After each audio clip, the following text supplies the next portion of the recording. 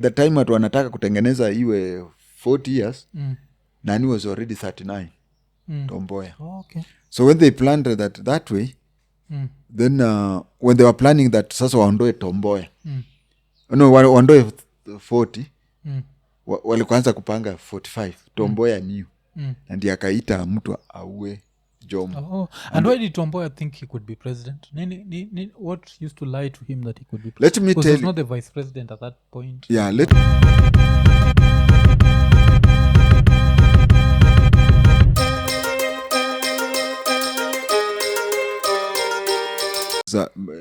Mama Ida brought fertilizer to committee.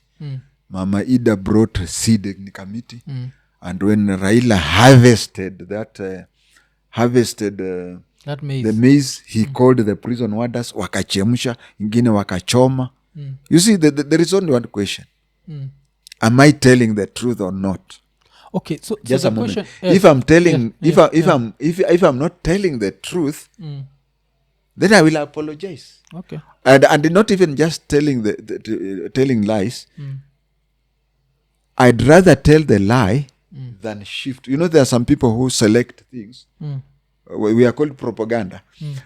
If there are those people who select this and drop that and select this and drop that to give a certain picture, isn't it? That one is worse than a liar. He knows all the truth, but he leaves out certain particular so that the story is shown to mean this, isn't it? Okay. Now, if you look at Raila, sorry to cut you short, but I understand. I want my viewer to understand. This is Raila, and somebody has asked me in my inbox, how comes that Raila in Nyati House, he has been kicked in the eye? That is suffering more than others, isn't it? Yes. How comes that the same Raila in committee, he has 2 acres of land and planting maize, and then there's a time when Raila was being told that he was being transferred from committee to this place towards Mombasa before you reach Mombasa. I know I've heard people talk about it, but there is a prison, somewhere near Voi. I'll remember when we are talking. Yes. When he was told he was going to that prison, he cried at nearly whatever, isn't it? So when we talk, the only thing I can say is it true? Because let me tell you one thing. In prison, what do you call? And we had there is this thing we had differing opinion, me and you. Yes. Where I said Raila and Manyani. Manyani, yeah. Yes. When Raila was told he was going to Manyani, he felt that if he goes to Manyani, he's going to die. And if he goes to Manyani, and he was going to be, and you know, Manyani and the committee all work under the prison. Yes. So it is by us talking, because let me tell you one thing, and that is what we were taught in intelligence. Do you know that if I give you a story that has no, what do you call, loopholes, unless that story has, we had a CCTV and hidden mics, you cannot repeat anything from your mind exactly without loopholes. Now, if I say Raila, other prisoners in committee, like I can give you 2 examples. Political detainees. Yes. Let me tell you, Martin Shikuku. Martin Shikuku was in committee, and they used to be given 30 minutes of sunshine. Yes. After 30 minutes, when you sense it is 20 or something, you start running away. To go back to prison? No. You see, you will stay there for 30 minutes, then for 25 minutes, and then you sense that Askari is coming. So you run away. So you and get you more see, time. for him to drag you to prison, you'll have had sunshine for 35 minutes. So afadhali upigwe, lakini ako kajoto ka 5, you get the point.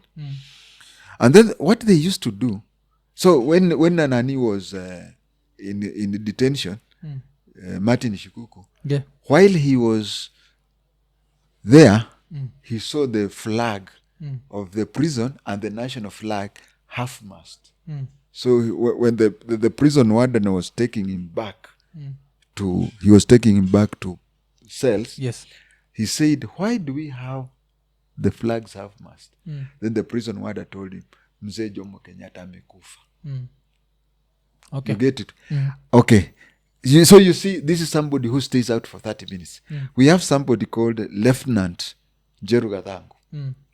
Jeru Gadhangu was placed in a cell where on one side, all of them, you would be placed in a cell. One side there is a madman, and the other cell is that madman. Because if I'm placed next to you, we can exchange ideas. But if you're placed cell number 1, madman, cell number 2, me, cell number 3, madman, cell number 4, you, cell number 5, madman. So Jeru Gadhangu, and he's there. People can still ask him. Jeru Gadhangu, when he was in there, and the only things you'd be allowed to read were two. The Bible and the Quran. Nothing else. So when the one of the madmen used to all the time drive. Rang, vroom, vroom, vroom, vroom. Drive a vehicle. So one day that madman was, and Jeru Gadhangu can say, that madman was quiet for a long time. And you know his name, but you don't know how he looks like. Yes. And you have stayed with him for 3 years. So Jeru Gadhangu called him. He said, yeah. Because if someone who usually talks or makes noise and is quiet, maybe he's dead. Called him, na nini metendeka kwa gari? The madman told Jeru Gadhangu, gari ko garage inatengenezwa. Natengenezwa kwa garage. You get what I'm trying to say? Is that you are locked, isn't it? Yes. So now, if we share, first of all, let us establish, did Raila have land where he used to plant or not? Okay, because I think the question would be, if he has this land, does he still own it right now? Yeah, those are the questions. Now, you see, if That's number one. Alafu number 2 is, ukipatiwa 2 acres ya maize, are you we mwenyewe ndo unailima ama umepatiwa watu wa kulimia? Now, the arrangement was, Mama Ida would come with 2 things. First of all, Nani had a jembe, which was brought in by Mama Ida. Raila. Yeah. And so, she came with 2 bags. One is fertilizer, one is seed. So Raila would have to, yende alikuwa nalima. Sasa yeye akaenda kwa shamba, akalima, akapanda, akapalilia, akafanya nini? The first harvest, akaita prison warders, wakachemsha, wakakula. You see, but kama ni mahabusu, si prison warders wanaweza kula tu bila ku. This is what I'm saying. That thing is not normal. You get it? Yes. It is not normal in a normal prison. Because those prisoners, I don't know, they walifika pahali, very few prisoners walikuwa na jifunza kutengeneza sofa set and whatever, isn't it? But those days, ukifungwa 6 months, ama ufungwe 10 years, kazi yako asubuhi ni kwenda kwa shamba. Kulima. I grew up in Madaraka Estate. Yes. Na hii Strathmore University up all the way to Umash used to be Langata prison in shamba. Yes. Asubuhi wanaenda kulima, we used to see them. Jioni wanarudi, sio? So prison, mlikuwa mnalimia prison that time, sio? But you see, this thing, let us not brush it. Let us ask Raila, is it true you had land? In committee. If he says no and whatever, we apologize. Okay. Isn't it? We say, because who knows better than him? Who knows better than him? Yeah. He knows he was there, isn't it? Now we ask ourselves, and also from the intelligence special branch, and you see, these GNCs have also been inboxing me. Kumbe you are saying something that this man inanifikaga pahali anaenda anajitetea kivyake. Because there was an agreement, there was an arrangement that he was to give evidence in the Jonjo Commission. He was to give evidence and be released. And he gave evidence, but akarukwa. Jonjo Commission, what was he supposed to say? Jonjo was supposed to have was planning to overthrow the government of Moi. Jonjo was supposed to but you see, he didn't want to overthrow the government of Moi. It is just that what Jonjo had planned was that he felt that wacha Moi ashikilie, and then after some time Moi will hand over to me. Then Jonjo akaona Moi is taking long. Then he went to Kikuyu constituency, convinced the MP for Kikuyu constituency to resign. There was a by-election, Jonjo was elected. So then Moi planned to have a commission. The commission was to investigate whether Jonjo wanted. It was a commission of inquiry. Yes. Whether Jonjo wanted to overthrow the government by this Miller, Justice Cecil Miller. Justice Cecil Miller was the chairman of the commission. They did the investigation, and Raila came from prison. If you Google, testified against Jonjo. And why were they friends, kabisa? Because even before Jonjo died, they were like two very tight friends. Jonjo always, what is it called? For president, even when it was Uhuru, he still supported Raila. When it was Kibaki, he supported Raila. Even each time Ruto, if he was alive, Jonjo would have still supported Raila. Yeah. So how do you end up supporting someone I don't blame you. See, I'm just asking. Yeah, this is what I'm saying. I'm not blaming you. But if you found somebody of my age and older, he'd say that Jonjo hated Luo as a tribe. Okay. Jonjo hated the Jaramogi family. It is only that afterwards is when they became friends. And towards the end, Jonjo would have died for Raila toward the end. But those days, if you ask anybody in the 60s, 60s, I mean, yeah, age, 60s, I understand. Like age and 70s, there's even a time Jonjo said he cannot, in 1973, we had cholera, especially in Kisumu. And he used to say that he cannot greet a Luo because he'll get cholera. Okay. Ask anybody who is 60 years old. Which I don't dispute all that, because najua 1969, yes? Even the Kisumu massacre. Yeah.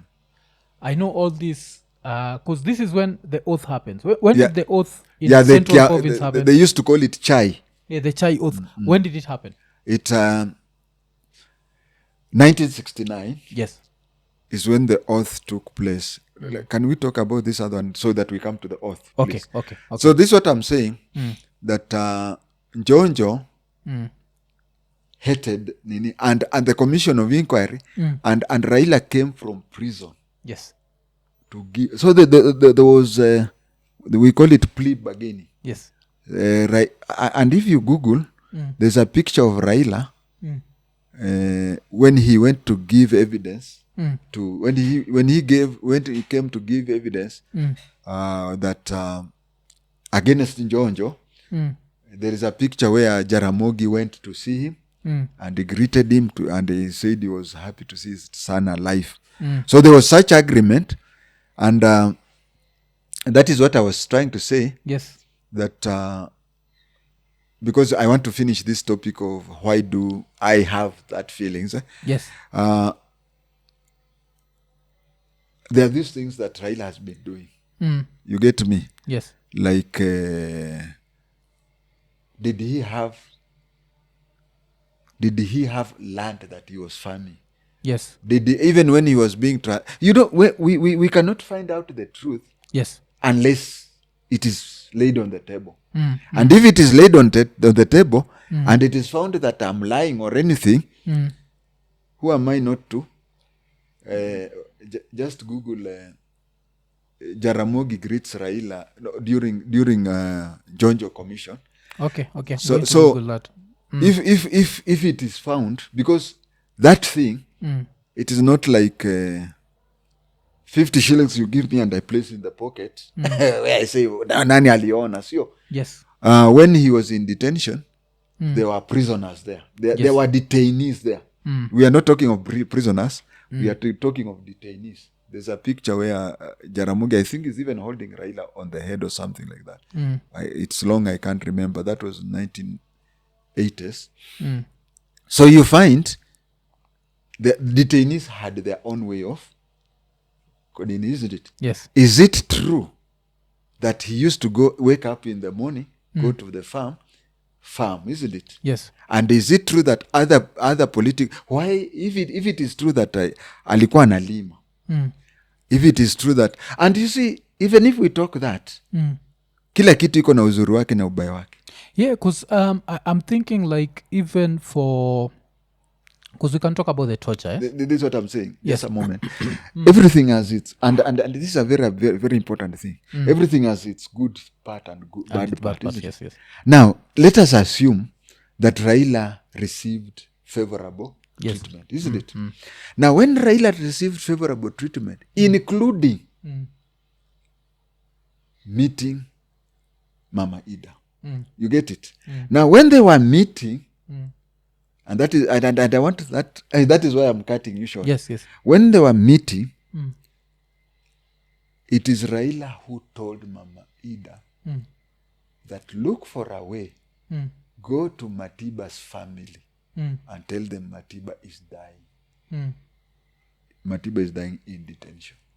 So, if Raila was not getting favorable treatment, Matiba would have died in detention.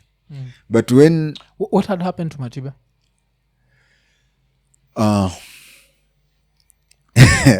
Thank you. You see, some of us have that thing in the head, but unajua ubaya wako ni moja. Unaitoa. Yeah. Unaitoa. Sasa, there was something in Matiba, in his head. You know, Matiba was very close to Moi. Yes. When Kenya attained independence, Matiba was a permanent secretary. Oh, okay. He was a permanent secretary. And then he left your kazi a permanent secretary Kenya Breweries. So there was something Matiba believed. Matiba believed that he is the only one who can tell Moi to his face. He believed that he can tell Moi as it is. Even after, you know, there was this Kanu election. Na akakuwa rigged out. Somebody called Jethra Mweru, somebody. He neck top. So, they placed there somebody called Jethra. Wakatoa Matiba. Matiba had to resign as the Kanu chair, or as a minister. Yes. And you see, Moi alikuwa akisense unaenda kuresign, anakufuta. Yeah. So Matiba, and Paul can make interrupt. I'm trying to understand, what is this one truth alimwambia? Ama we are getting to that? Several. We'll get to that. Okay, sir. Sasa ndio nasema, everybody feared Moi. Yes. People feared Moi. So Matiba felt that he is the only person who can tell him the truth. Yeah. He's the only person who can tell the king that is naked. The king that is naked. So there are some people who told Matiba, yes, don't you know that you are stepping further than... Matiba said no. So one thing that brought stroke to Matiba, unajua ni mtu alikuwa anakaa maisha raha na hoteli nini, and then suddenly anajikuta ako prison analala without a blanket. That is what contributed to stroke. And then when he had a stroke in prison, they had a standard nini. Ulikuwa unapewa siku hizi ni Panadol, siku hizi ilikuwa aspirin. Yes, yeah. Anapewa aspirin na uji. So unapewa uji mingi. And he had a stroke. So when he had a stroke, the stroke came because, you know, his stroke inakuja because you are shocked. You see? Yeah, you mean Moi ananifanya hivi? That is what brought stroke to Matiba. Now when Matiba anapata stroke, there is medication that Matiba is supposed to be treated for stroke. But what did they do? Walimpatia aspirin. Siku hizi wanasema Panadol. Wanapewa Panadol na uji. Uji without sugar. So when Mama Ida came, and that is what I'm saying. akamuona wakakutana Raila na Raila. Yes. Walipokutana na Raila, Raila akasema look for Mrs. Matiba. Yes, because Matiba is if dying. They don't do anything, Matiba is dying. Yes. So mimi sijakata nini Ida, what I want before tuongejwe hii story ya Ida, I want to know, because sasa nyinyi si ni watu wa intelligence, like what is this truth that Matiba told Moi that annoyed him so much that he turned a great friend into an enemy and threw his friend into prison? And then we'll talk about the Raila thing. Wataka to concentrate hapa. People want to know what happened to Matiba. Because sasa umesha sema the fact alikuwa he was used to a soft life. Sikuzi tunaita soft life. That's what somebody ajalala nja. Yes. Ora kilala nja ni kuchoose. Yes. So sasa akarushwa ndani, amezoea kitanda warm, ampata kitanda baridi. No, simiti. Yes, simiti baridi. So akaenda up akiwa na stroke. So that one I understand. What I'm trying to understand is in which year he was thrown in prison and what happened specifically. Had he resigned as a minister? Like what happened? Wakati wa Sabasaba 1990. Yes. Because a few days before Sabasaba, some people were arrested. Yes. A few days before Sabasaba. Raila was arrested. Matiba was arrested. Charles Rubia was arrested. Yes. And others. And him, yo kulala kwa simiti na kuto believe really. And then you see why were they arrested? Were they arrested because had he joined the opposition? I think you know part tuna skip. We are skipping. I want to know. I'm taking you back to them as friends. What happens before he's fired? So that even for Sabasaba, no, he was not fired. Arrested. He resigned. So he resigned in which year? 89, 90, somewhere there. Okay. So he resigns in 90. Does he join the opposition? Ama he's just no, stays? That time there was no opposition. Yeah. Because the Nini was saying that the constitution there was section one 2A. party. Yeah. Yes, section 2A. So what he was telling the president, it's a long story which we can take 2 to 3. But you see, it's regularly meeting the president. Yes. And advising. But if I have to put it in one sentence, it's something that he was telling him to allow political tolerance. And if I can tell young Kenyans, is that if I take myself back to 1990, Kenyans did not want multi-party. Kenya never wanted multi-party. Okay. In fact, you were afraid. No, not even afraid. Not even afraid. Kenya wanted, is it called a one-party system or a no-party system? We wanted either a one-party system or no-party system. How would a no-party system work? Like Uganda, wanasema ni NRA, but it is no party. Okay. So you find the only thing that Kenyans forced Moi into multi-party was ukiongea tu kitu tofauti. Your branch, KANU branch inakutana, inakususpend, inakuexpel from KANU, na ukiwa huko kwa KANU, you are politically dead. So these are the things that he was telling him. Allow for divergence views. Okay. And also, but if Moi would have listened to people like Matiba, hatungekuwa na multi-party. People are happy with KANU. Because ukienda kwa election, you choose your symbol, I choose my symbol. We are both in KANU. People choose anybody they want. But then when Moi, ukifanya tu kosa kidogo, your branch inaitana. KANU branch. Inakutoa kwa KANU. Okay. So he's among the people. But you see somebody who used to sit with Moi, the way we are seated. Yes. Ni kama wewe sasa unaniambia, mzee kama sasa vile tutaka mzee zibu you get it. Yes. There are those people around here who may be afraid to tell me zibu imefunguka. Yes. But wewe unaniambia mzee angalia uko kando. Okay. So that is Matiba. So now he's fired in no, he was not fired. He resigned. Yeah. So he resigns in 1990. Let's say early 1990. So let's say I resign January. He's arrested in July. A few days before 7th July. Raila had been released when, because I know Raila was in prison. After the coup, he was in prison. Yeah. For some time, up to 89. Raila, unless, but what I know, because hii time unaongea juu ya yeye kuwa na after the coup 82, You know, Raila stayed 9 years. He stayed for 9 years. In detention. Yeah. Because But that would push it to 91. there was only a break, I think, of 2 weeks or a few days. Yes. Because he came out, na akakaa siku chache na akarudishwa. Yeah. So when he came out, was now when people, unajua Moi wakati alianza kuona watu wanaanza kukazana, akasema now let me release the political detainees. Prisoners. Yes. Yeah. So let's say alireleasiwa 89 because I think the daughter, I was the daughter here, the daughter said alireleasiwa 89 because she was also born in 89. Yes?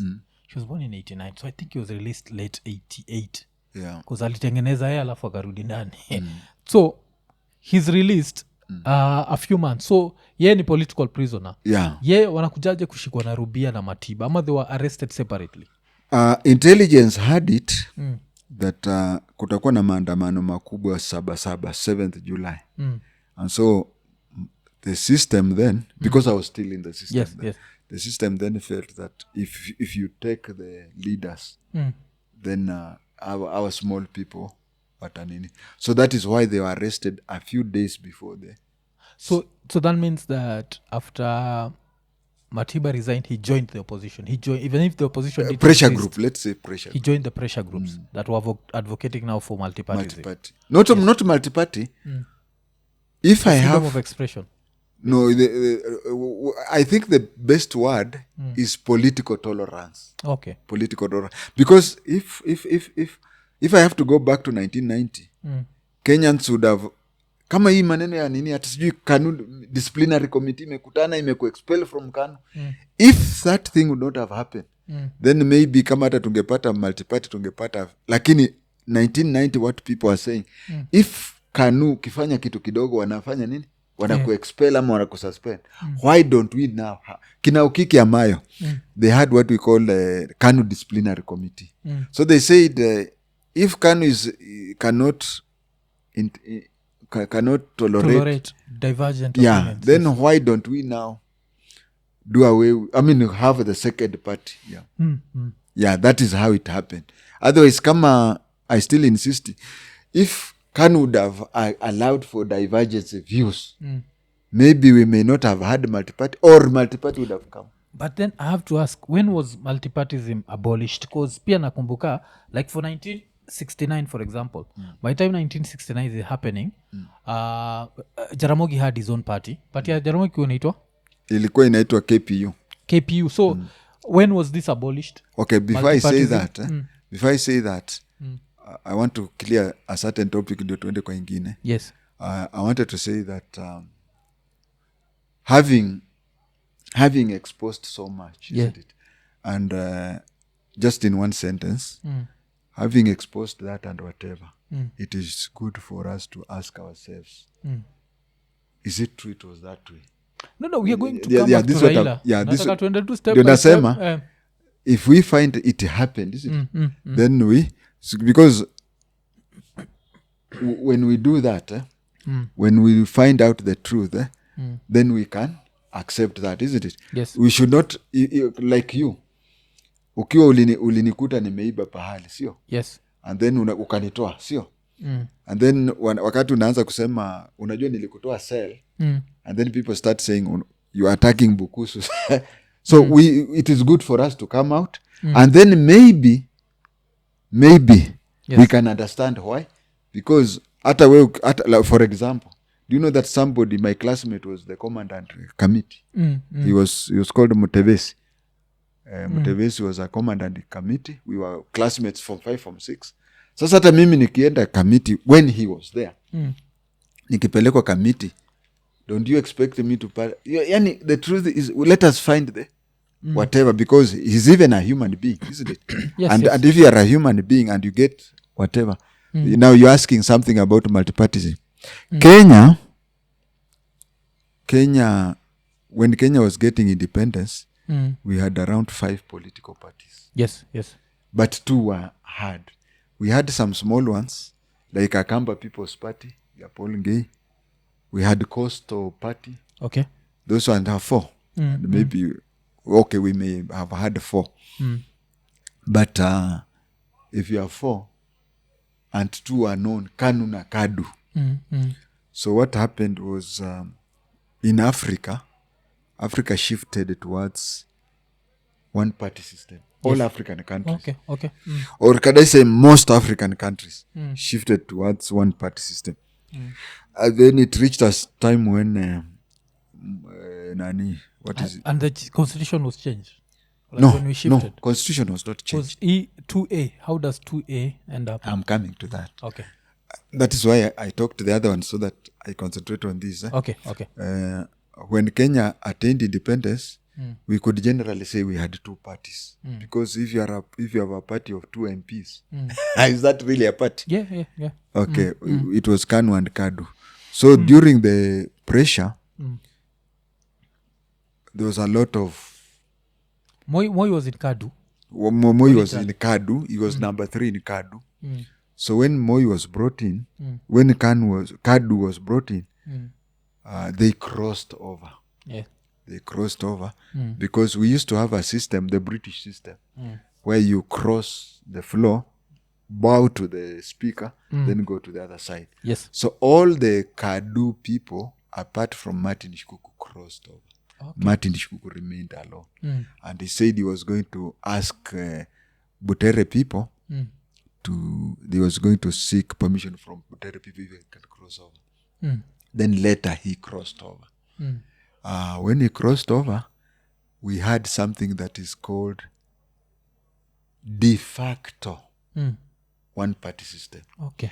That is, you find that nobody, on paper, or even in reality, because nobody attempted, in reality was that if you wanted to open or start a new party, you still could start, isn't it? Yes. So KANU went that way. And then in 1966, in Limuru, there was a plan. 1966, there was a plan to kukata nani mizizi. Tomboya. No Tomboya. Yes. Jaramogi. Abednego, Adonija. They wanted to kata miguu ya Abednego, Adonija. Then, and they used, that is now when they started this system. Up to now, you find that the system is there up to now. Who was the Minister for Health the other day? Nakhumicha. Yes. Nakhumicha na wameleta sijui Dr. Mulongo. Yes. ICT Owalo. So utakuja ukuta wala akitoka Mjaluo ataletwa hapo. Yeah, wanatry kubalance hiyo. Yeah, it started that time. Such that wakitoa Mturukana wanaeka Mturukana mwingine. And they use a Turkana kumaliza Mturukana. Yes. So they used Tomboya kumaliza nini. Yeah. And when they used Tomboya, they placed there. That is why there is 35 years. You know, in the constitution they say if you are not 35. Tomboya was less than 35. Yeah. He was a GNC. He was less. So they placed there 35. And so that he couldn't run. Yes. And then wakati alimtoa huyu, he was already 36. Lakini wakaona ukigonga Wajaluo wawili at the same time, tumegonga Jaramogi. Then tukigonga, so they were waiting. And they wanted to change the constitution so that you become the president when you're 40. Oh, okay. So by the time they reached the time watu wanataka kutengeneza iwe 40 years, Nani was already 39. Tomboya. Oh, okay. So when they planned that way, then when they were planning that sasa waondoe Tomboya, no, waondoe 40, walikuanza kupanga 45. Tomboya new. And yakaita mtu auwe Jomo. Oh. And why did Tomboya think he could be president? What used to lie to him that he could be president? Let me tell you. Because he was not the vice president at that point. Yeah, this is what he did.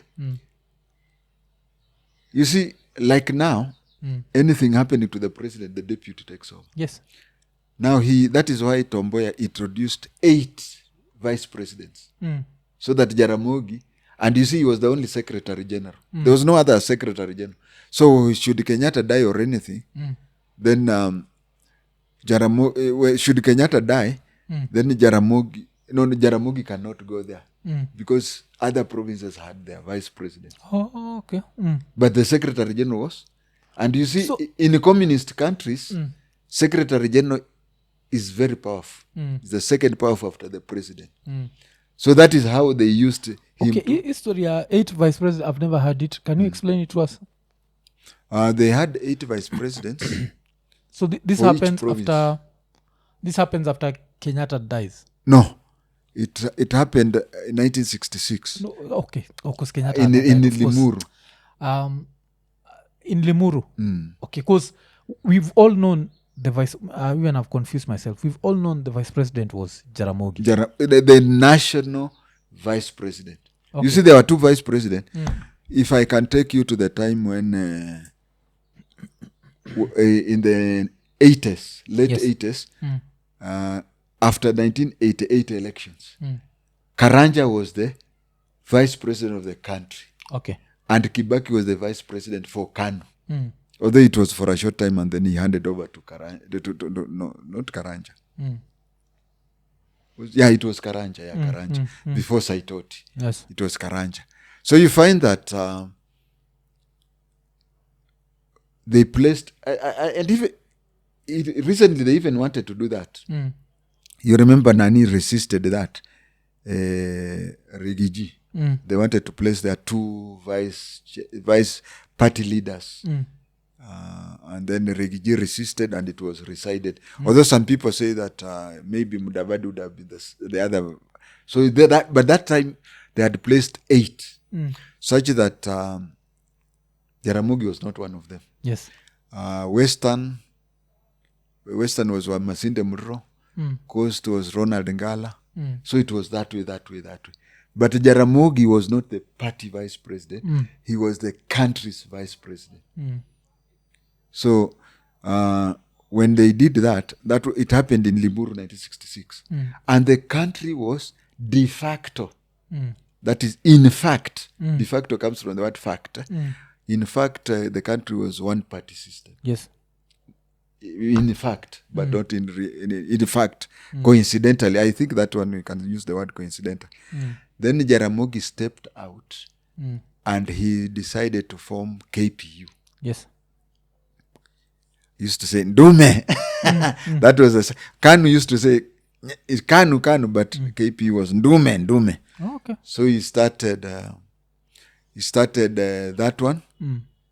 He was the party president. The vice was somebody from Moranga. Alikufa juzi hapa nini Maringo, Fafa Maringo. He was somebody from Kandara, Moranga. Yes. If I remember, we'll talk it in the nini on the comment section. He's the one who was the vice, and then the president went and campaigned against him there. Kungu Karumba. Yes. He was Kungu Karumba was the one who was DKPU. And you see, the constitution then was that all MPs who are like the ones in KP, the ones in Kadu, they just bowed to the speaker, went to the other side. So this KPU, they bowed to the speaker and went at Sato. Opposite. But then the constitution was changed that even today, that is, I want my viewer to understand that is the day. It was during KPU time. Today, if you are a opposition, wanasema things go round mpaka zinarudi. Saa hii utakuta mtu kama Agwambo. Yes. Agwambo is saying that he knows of some MPs who were elected on Azimio, but now they are going for Kenya Kwanza. Then he's saying that the only thing is for them to resign and go back to the people. Yes. That was brought in during the KPU days. It was brought in during KPU days. Because previously during the Kadu, you just cross. Yeah. But the KPU, they said no.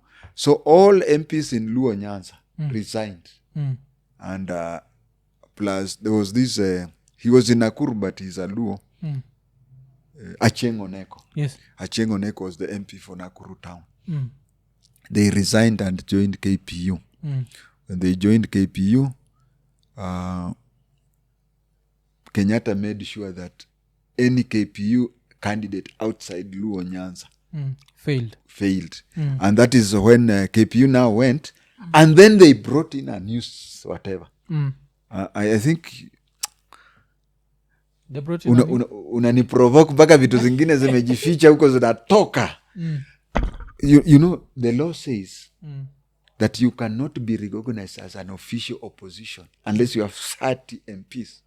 Oh, okay. That is where now that thing came. So naona sasa umeniprovoke. Hiyo haingetoka. Oh, okay. Hiyo haingetoka. Yeah, so sasa ndio wakasema KPU that time MPs were 120 the whole Kenya.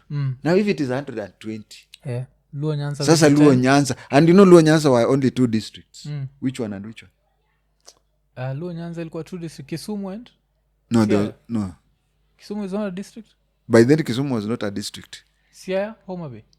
There were 2 districts. One was called Central Nyanza, which later was cut into 2 to be Siaya and Kisumu. Okay. At that time, Kisumu and Siaya used to be called Central Nyanza. Okay. What about in Northern Nyanza? Western Province. Okay. Western you know, Nyanza is a Luya name. Yeah. Mzungu akikuja alipitia huko Maji, uliambia lake something. Nyanza. Sasa hiyo ilikuwa inaitwa Elgon Nyanza. Elgon Nyanza is what now became Kitale and Western Province. But Central Nyanza was Kisumu and Siaya. And then South Nyanza was changed the other day into Migori and Homa Bay. So Migori, so there were only 2 districts, Central Nyanza and South Nyanza. Yes. So I don't even think there were even 10 MPs. So they said that if you want to be because for you to be an official opposition, you have to have an office, a budget, staff, something paid by parliament. So akaona Luo Nyanza could not produce 30 MPs. So akasema for you to be recognized as an opposition, you have to have 30. And that is why it is there even today. Now, if 2 or more parties have more than 30, then the one with the highest is the official. That is the problem now with the Ford Asili and Ford Kenya. If you can. So the hapo ndio walileta hiyo 30. Okay. Now, what do you call, KPU ikakaa hapo, inalega hapo, 1969, ikiwa tu na the few MPs, I don't know how many, until it died a natural death. Yes. Unaona? When it died a natural death, because Jaramogi was the MP for Bondo. By then Bondo was Rarieda and Bondo were one constituency. Yes, yeah. So akaekwa ndani. No, hakuekwa ndani. His was house arrest. I hope you know what a house arrest. Yeah, I know. He was placed house. Yes. Yeah, house arrest. Then ikachukuliwa na watu wengine. Kina Matthew Sogutu wanaenda game. Kina Isaac Omoro Kero wakakuja. So that is when KPU just died. Ilikuwa eroded hivyo mpaka ikaisha. Then so Kenya became a one de facto. And then wakati but Kenyans wanted to have just a free nini. Yeah, to be able to. But when ilikuwa iwezekani KANU disciplinary was hard, then they demanded multi-party. Yeah. So let's skip back to history ya Raila. So I was checking his sentence. So he was released in he was detained in 82, then released in 88. Yeah. And then that's February 88. Then rearrested again in August 88. That is 6 months. Yes. After kuarestiwa August, akakaa jela from 88 mpaka June 1989. Then after June 1989, akaarestiwa tena. He was arrested again 13 months later. Yes, he was arrested again. Sasa hii time yakina Sabasaba. Yes, Sabasaba. So hii special treatment, when does it happen? Does it happen after year Sabasaba? Because after year Sabasaba, see, that's when he and Matiba are in prison. But his this special treatment is when Matiba had a stroke. Because yes, so this happens after final arrest, yeah, 89. Yeah, 90. After Sabasaba, yeah. Because as I've said before, hiyo ka privilege ya commit the wife hii ka privilege ya kupass the information. Yeah. He used that opportunity to tell the wife, tafuta Mrs. Matiba, mwambie if things go the way they are happening, yes, Matiba will die.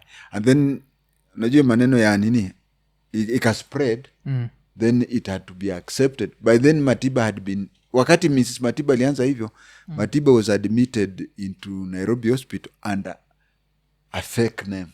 Oh, okay. A fake name. Then bibi ya Matiba complained to Moi? No, ile kitu iko those days who complained kwa Moi. Like alipelekwaje hospital just cause wife wake alijua? No, when the wife, unajua wife anaita press conference, there was a house in town, I think it is still there, Chester House. Yes. Chester, not very far from Nyati House. Yeah, I know it, yes. Yeah, that is where people used to call a press conference. Na unaongea vile unaongea. Oh, okay. Because hii story ni hivi, Raila was 1982 charged with treason, jailed for 6 years. Yeah. He was released in February 1988. So what I'm trying to understand, hii shamba iko when? Hii shamba ni hapa between 82 na 88? No. Ama, because 6 months later, he's detained and then released again in June 1989. Yeah. Then after June 1989, he's jailed again in 1990 and finally released in 1991. Hiyo ndio ya shamba hiyo. Hii ya shamba. So hii time ingine yote, like, Nobody for majority of his sentence, he was treated badly. It's just this last part where he was treated well. And that is why I say, as much as I can talk about how he was treated badly, I should also talk about, I should not concentrate on one. Yeah. I should not concentrate on when he was treated badly and forget when he was given preferential. Okay. Or I cannot, vice versa. Yeah. Because that means I feel this takes away nothing from his whatever. Because kama you are arrested in 1982, treated badly up to 1990, then treated well for less than a year, and then you escape. Because after a year, he escaped to Norway. Yeah. Or dressed as a sijui mtu ya kanisa. Oh, okay. So for okay. And it is funny. Hata afadhali angedress kama nini? Kama priest. But he dressed like a nun. Sasa kufika kwa roadblock, you see, I don't know whether you can call him beautiful. Sasa unajua polisi alimwangalia, sura yake kai kama unajua alimwangalia for some time. Sasa yeye akaanza kushindwa, has he recognized me or whatever? Maybe with the due respect, maybe huyo polisi alikuwa anasema kwa roho, huyu labda huyu sister huyu alijua ako sura mbaya ndio akaingilia nini. So he was stopped. Alistop wapi? Yeah, there's some Catholic people. Aliingia kwa gari ya Catholic na akavaa kama nun. Yes. We can't blame him because we can't blame him because unajua you're only given one chance. Yes. Sasa zile anapewa one chance, labda idea kamkujia. Maybe he thought akivaa kama padri, maybe ataambiwa toka nje. Police are very polite to women. Lakini sasa maybe polisi alikuwa naangalia nasema huyu msichana labda aliona sura mbaya ndiye akaingia unana. Sasa the way he was looking at Raila, huyo Raila anaanza kushindwa ama amenijua. Yeah. Oh, okay. He went to Uganda. Alipoenda Uganda, he was smuggled by, I think Museveni was a president then. Museveni akamsmuggle him out and whatever. Ndio akaenda Norway. So Museveni alimsaidia. Yeah. Na saizi Museveni mwenyewe is still hanging on. No, to unajua, let me see this. Ukiangalia Museveni, angalia Ruto, angalia this madam. You see, Suluhu. He becomes like a senior president. Yes. But you see mtu kama Raila, he may want to outshine him or something. Unaona vitu kama hizo. So Museveni wanting Raila not to be the president, it also inaweza kuwa hiyo. Yani sasa unajua Raila ataanza who is the regional boss, kitu kama hiyo. Because I don't think mtu kama madam, you could find her maybe anataka kuonyesha Museveni ati she's the regional East Africa. kingpin. Yeah, some things we do, we look at the bigger picture. Yeah. Okay alafu tukimalizia niko nataka utupatie tofauti hizi vitu so every time tunasikia juu ya polisi we hear things like NIS, DCI, GSU, ASTU, RDU. So NIS I know is the National Intelligence Service. Yeah. And then DCI is the director the what Directorate of criminal investigation. Yes. While an intelligence, now an investigation. But so, I hope you are all at GSU wacha tuanze na hizi titles kwanza. GSU ni General Service Unit. Yeah. Alafu ASTU Anti-stock theft unit. okay. RDU Rapid deployment unit. au ni wale kama kukiwa na terrorism that's under Rapid deployment unit. You see, tuko na regular police. yes. People call it regular police. Others call it Kenya police. But in normal talk, tunawaita general duties. Yes. They are the ones who are doing the police work. Now, if you are doing the police work, then maybe you want something specialized. Then you go to other fields. The Kenya police, ilianza 1920. And then around that time, 1920, they felt they should have a paramilitary. Wakaanza something that they called E-company. E-company. You know, in military, we have a formation is called a company. Yes. A company has around section, platoon. It has around 100 askaris. A company has around 100 askaris. Yes.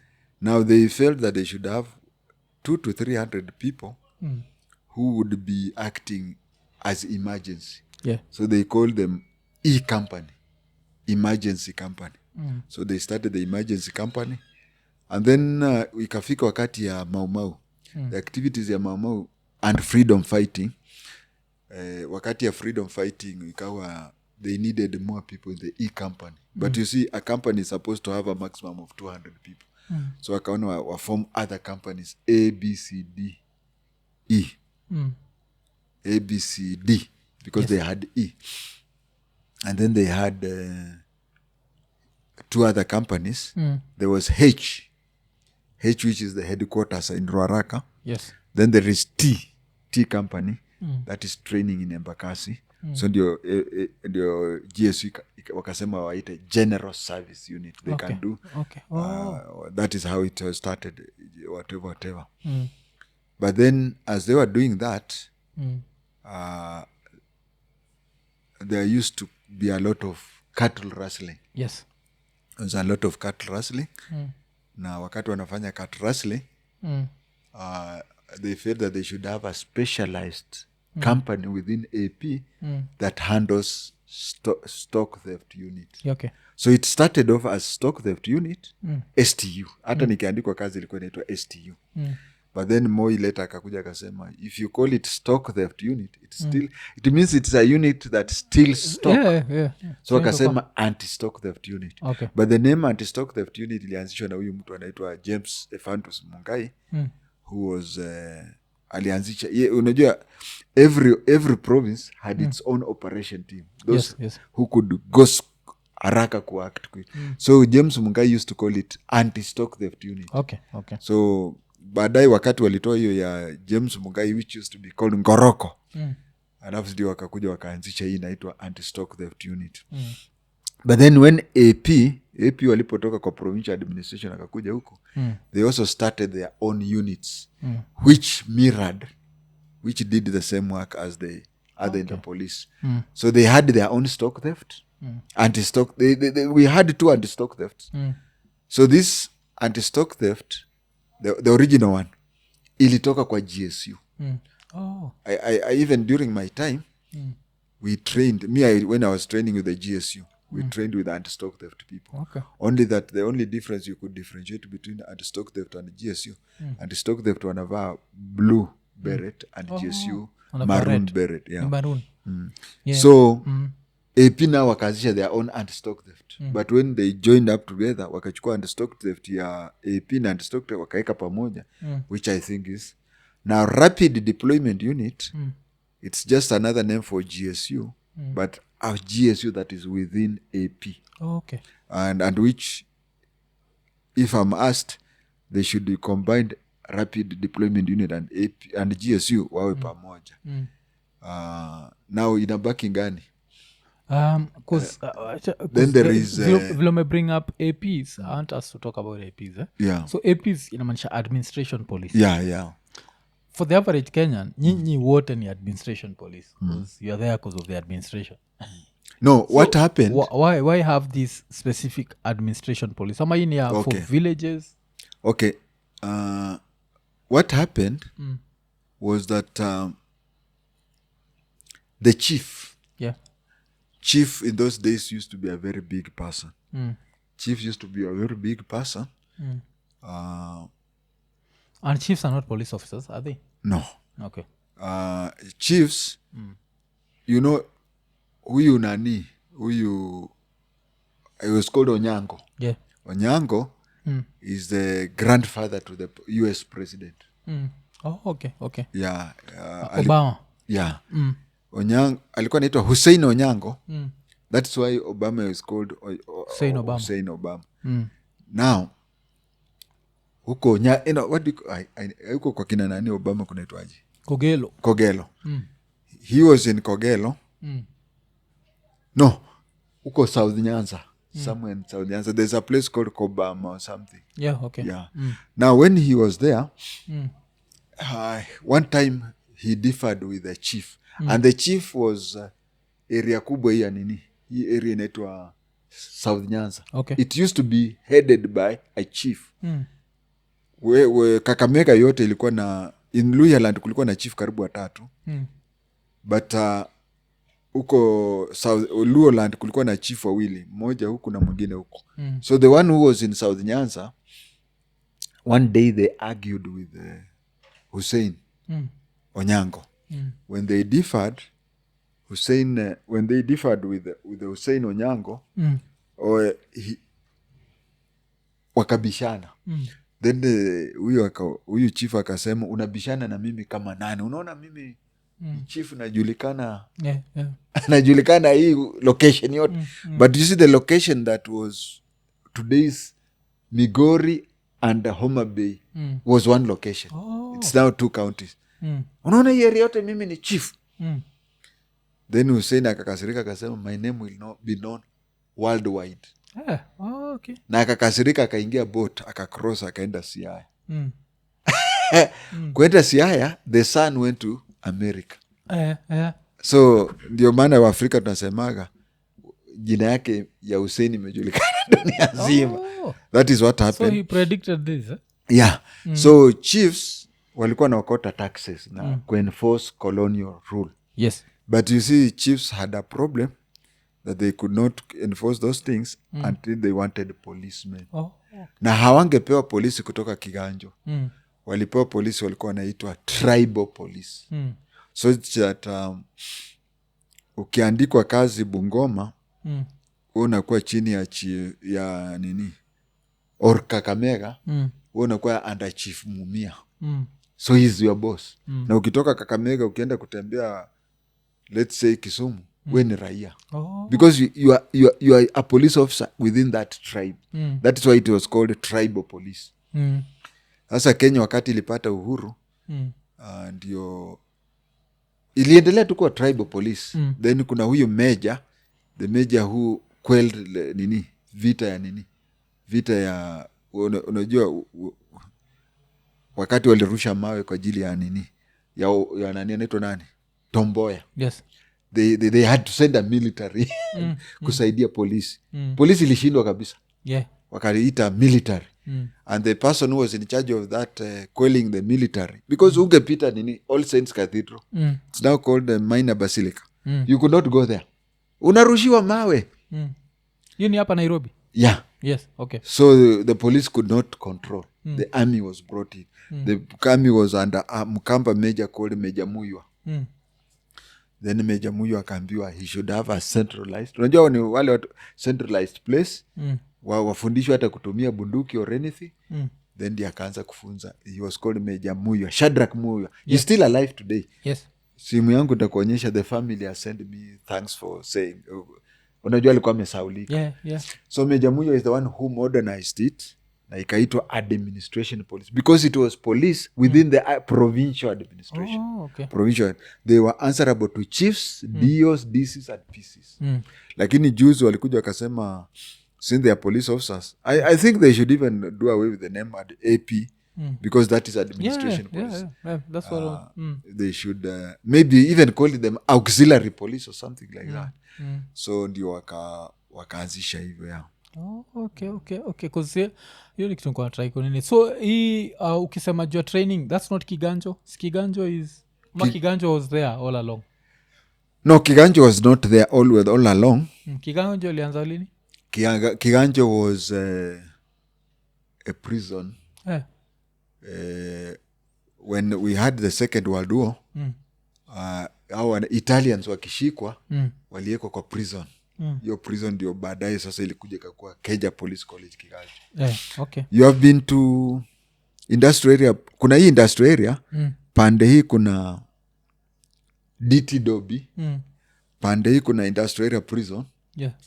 Kuna ka square fulani, pande hii kuna National Serious Board. Serious Board iko hapa. Prison iko huko. DT Dobi iko huko. NYS iko huko. There is a square here ambayo inakuwaga ya police, ambayo ina include industrial police station. Kuna driving school hapo. So kuna a lot of things there. That is the initial police college. That is where the police used to train initially. Alafu sasa zile World War iliisha, ndio wakahamishwa hapo, wakapelekwa Kiganjo. Okay. Prisons used to train at Ulangata Women Prison. Alafu ndio wakanunua kiwanja, wakapewa kiwanja Ruiru. Then they started training there. But AP, Major Muya alienda, Major Muya was an army man, vile tusema. Okay. And then there is this Mzungu, Bob Morgan, the one who started BM Security. Yeye ndiye aliitwa special, he was a military man from SAS. Akuja anzishe Rec Company, na anzishe Rec Company and Presidential Escort used to be the same. You understand, you tunatanga Rec Squad? Yeah. Okay. So it's not even a squad, it's a company. Company is bigger than a squad. Because several squads, around 8 make a company. Yeah. Okay. So he's the one who started Rec Company, which comes from the word reconnaissance. Okay. So they were to take care of the president, and then ika expand. So hiyo ikakuwa R Company, na ingine ikabaki Presidential Escort. Okay. Then again GSU akaongezea, ukienda kwa gate ya State House, there is G Company. It's there, yeah. So ndio nani walikuja wakaekewa hapo. There were 2 military people. Huyu Major Muya wa Kenya Army, na huyu Major Bob Morgan wa SAS British. Wakatengeneza, ndio maana unaona AP na GSU wako neighboring. Okay. And then you see GSU, no, AP did not have inspectors up to 1978. Sasa since they did not have inspectors up to 1978, whenever they had passing out, sword ilikuwa inashikwa na nini, na inspectors wa GSU. Okay. Na sasa kuna mbili ziko close kabisa, DCI na NIS. Yeah. But from the outside looking in, NIS is supposed to detect political tension, like kitu kama hiyo, and help avoid it. Alafu DCI is supposed to be for criminal things happening. But normally during protests, DCI wana arrest watu. So hizi mbili, what's the difference and what's supposed to be the work?